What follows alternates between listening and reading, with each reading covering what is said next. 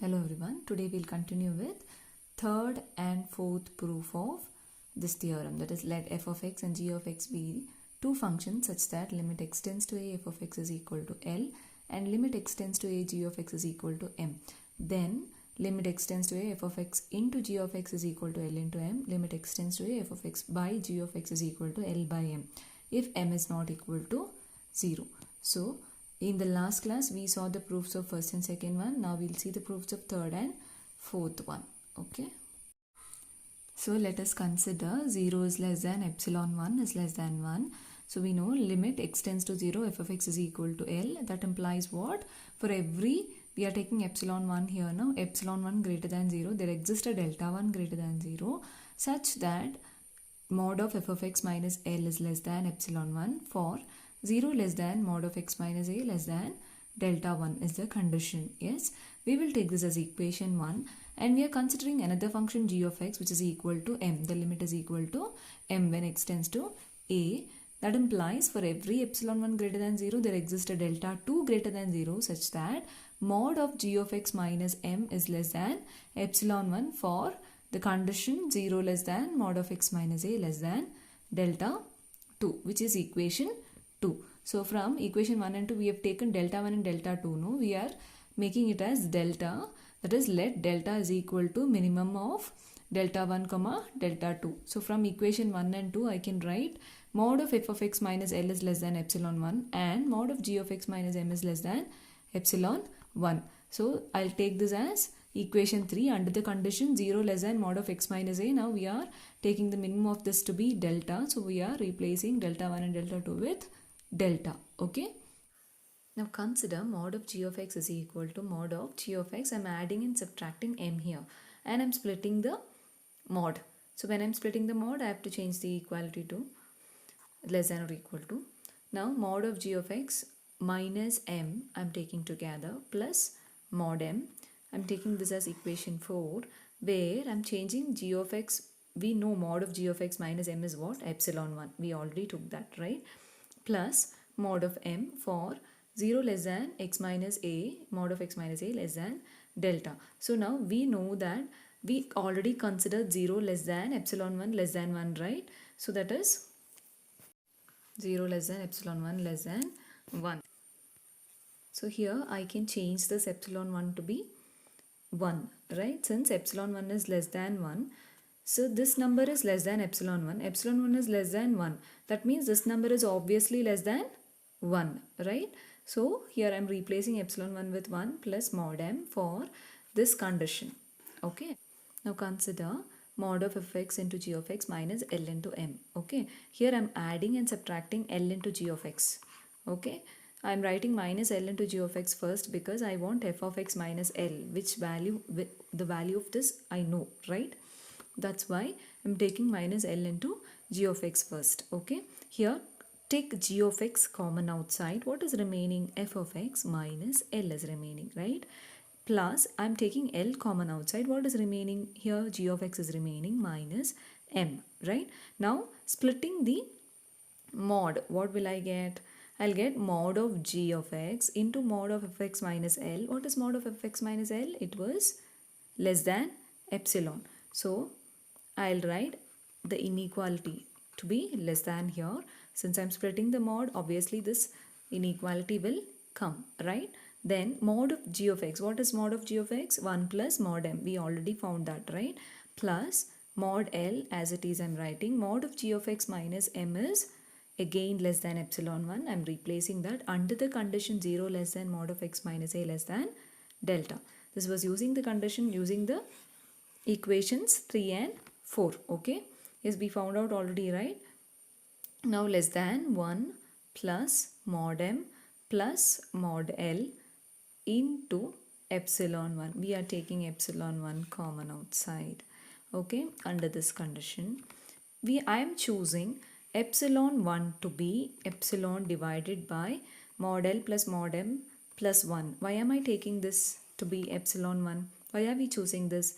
In order to cancel this and make this less than epsilon, we are taking this condition. So epsilon divided by this, if I replace here, I will get this denominator and this numerator gets cancelled, right? Then we will be remaining with only epsilon. That means we will get limit x tends to a f of x into g of x is equal to L into m, which is what we had to prove, right? Now let's get into the next proof. We shall now prove that limit x tends to a 1 by g of x into 1 by is equal to 1 by m in order to prove limit x tends to a f of x by g of x is equal to L by m. So we know that limit x tends to a g of x is equal to m. That implies what? According to the definitions of the limit, what we have? For every epsilon 1 greater than 0, there exists a delta 1 greater than 0 such that mod of g of x minus m is less than epsilon 1 for 0 less than 1 mod of x minus a less than delta 1. Under this condition, I am taking mod m, I am adding and subtracting g of x to it. Okay. Now when I split the limits, I'll change the inequality less than or equal to mod m minus g of x. I'll club this plus g of x, mod of g of x. Here I can interchange this. I can make this as g of x minus m. That is, I can take minus common outside, right? Since it is mod, that minus need not be written outside, right? Now g of x minus m plus g of x. Now we know the value of this to be is less than epsilon 1. This value is unknown till now for us. So for condition, under the condition 0 less than mod of x minus a less than delta. So therefore, what is g mod of g of x? If I shuffle this, mod of g of x will be, if I bring this epsilon to the other side, this becomes mod of m minus epsilon 1. So g mod of g of x is greater than this value, right? This value will be less than this mod of g of x. So I'll write this as mod of g of x is greater than mod of m minus epsilon for the condition 0 less than mod of x minus a less than delta 1. Here I choose epsilon 1 to be mod of m divided by 2. So I'll tell you why are we choosing this in the next steps. You will understand that. Okay, we had to cancel few things, so we are taking this epsilon 1 value to be mod of m divided by 2. We are choosing that to be mod of m divided by 2. Now mod of g of x is greater than mod of m minus, what was epsilon 1? Mod of m divided by 2, right? So simplify that. What will be, if this is mod of m divided by 2, we have to cross multiply 2 into mod of m minus mod of m. 2 minus 1 is 1, so mod of m whole divided by 2, so mod m divided by 2. That is what I have written here. Okay, for 0 less than mod x minus a less than 1. Simplifying, substituting epsilon 1 here and simplifying, that is finding the LCM, you will get this term. Okay, now if I take 1 by mod of g, this becomes a reverse, right?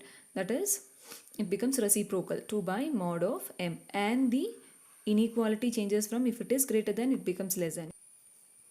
Therefore, limit x tends to a g of x is equal to m implies for all epsilon greater than 0, there exists a delta 2 greater than 0 such that mod of g of x minus m is less than.